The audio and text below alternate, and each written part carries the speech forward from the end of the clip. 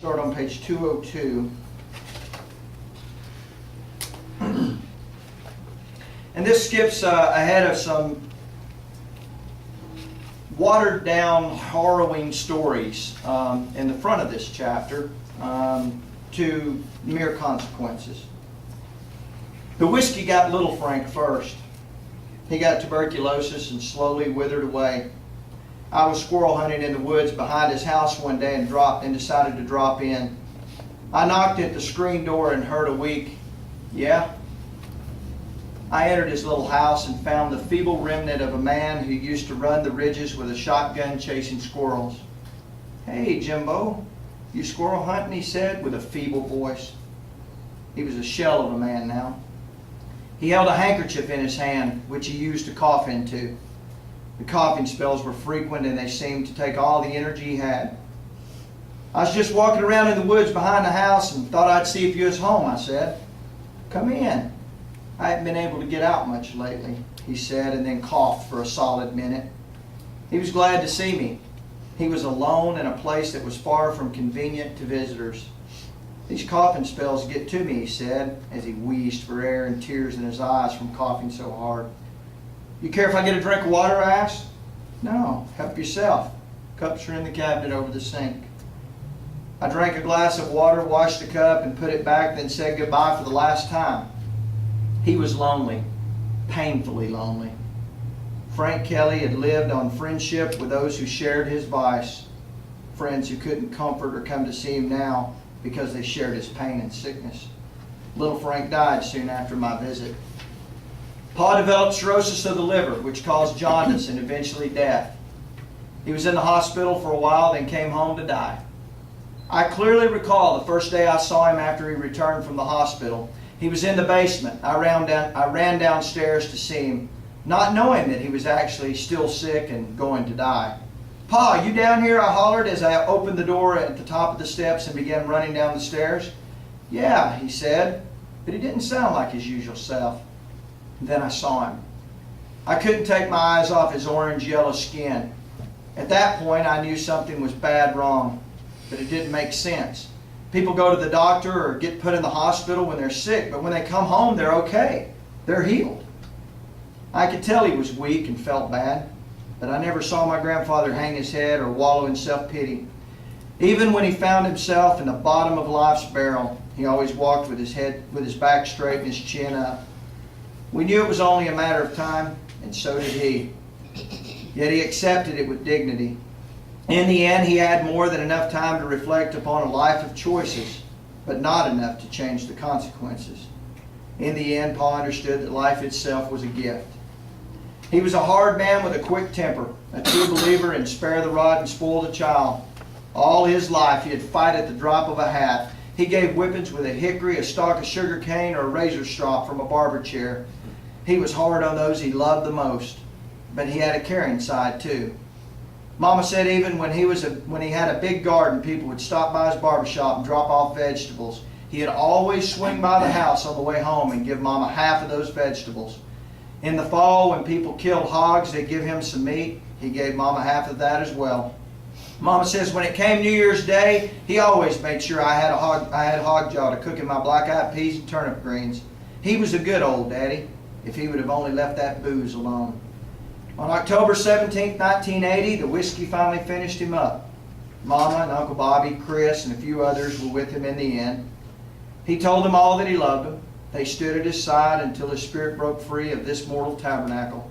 The preacher spent countless hours with him in the final months, and in the end said, "Frank has made peace with his Lord."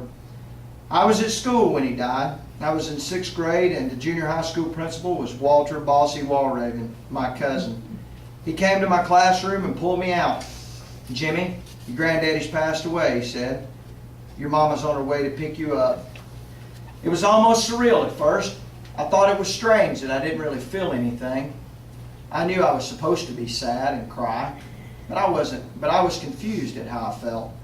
It was the first time I'd ever seen a dead man. He wanted to be brought home, so that's what they did. They brought him home. They brought him to Ma's house in a hearse and placed him in the living room. He lay there in a big pretty casket. He wasn't yellow-orange anymore.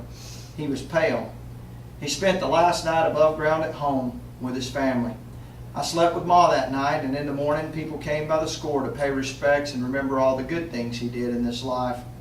I went up close and just stared at him. It didn't seem like him. I had to touch him. He was cold and hard. Grandpas are warm and soft. It wasn't him. Later that day, the hearse came back and they put him in it. I rode in a limousine for the first time in my life. We drove real slow from Moss to Mount Pleasant Methodist Church.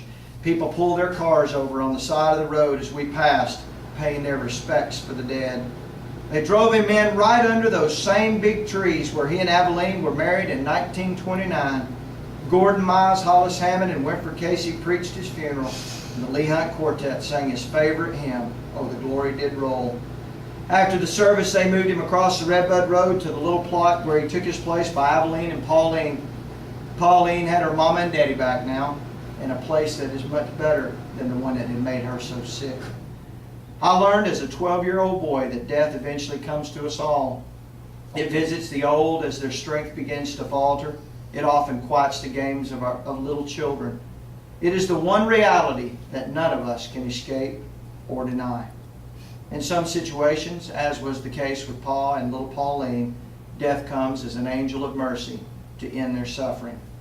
We were sad that day, but if we view life with an eternal perspective, if we have faith in those old hymns and in the sermons, there will be a joyful reunion someday. We love, and therefore we mourn when we lose loved ones.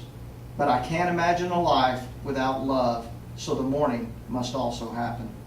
I believe there was a joyful reunion on the other side that day. I think the little woman with the big voice and her little girl rejoiced that day. They probably sang with angels. While he's no longer with us, he left many rich memories, and I'm sure he anxiously awaits the day when he can see us again, so we can hunt the fields where bobwhites are plentiful, the dogs hold a point, and the barrel of his gun is always straight. So that was an attempt to be honest, I guess, because I tried to get a lot of humor out of the liquor, the drinking, because it was ever present. It was always around. Now, one of the most rewarding things about writing a book is how people come up to you and tell you and say that you told their story, or that that was my childhood, or this was me, or that was me. And I had a man about a month ago, I guess, came up and he just looked me in the eye and he said, "I remember the liquor." And I knew what he meant. I knew exactly what he meant. He was talking about the consequences. He was remembering that. Others come up and want to tell me their story. I made them remember their own experiences. And a guy told me the other day, I thought I'd share this because this was probably the best thing I've heard. He said, my grandfather drank whiskey too, but my grandma always waited up on him. He said, one night, me, my father, and my grandmother were waiting up on my grandfather to come home drunk so we could all go to bed. And he said, but we never talked about it. And you can relate to that. You didn't talk about bad things. There were a lot of things, and I allude to that some in the book, that people didn't talk like we do today. It was taboo to talk about things that weren't so pleasant in your family. Those stayed in the family, and family members wouldn't even talk about some of those things. You know, I had to pry some of this stuff out. I'm like, they've been dead 30 years, and they wouldn't tell me anything. But anyway, he said he was sitting there, and his grandfather came through the door, and he said his grandmother had held this so long, this anxiety, this where's he at, and this mad. And so when he came through the door, she said, "He's half drunk." And said he looked over at her in eyes he couldn't hardly focus, and said, "Yeah, and that's just because I run out of money." And I said, "Well, that's pretty good. I'm going to have to write that down," and I did. I transferred to Calhoun for one reason: to run for Lynn Walter. That's it. It was that simple. But I took a lot more from Calhoun than running for Lynn Walter. I am so grateful that I had an opportunity to get the best of both worlds. My apologies to the Gordon Central crews. You didn't exist then. It was just Redbud, Fairmount, and Calhoun. And I have lifelong friends from both places, and I can't imagine a life without those people being in it. I'm so grateful. I got a lot from both places. But I am going to read just a little bit here about Calhoun. We'll go on 236.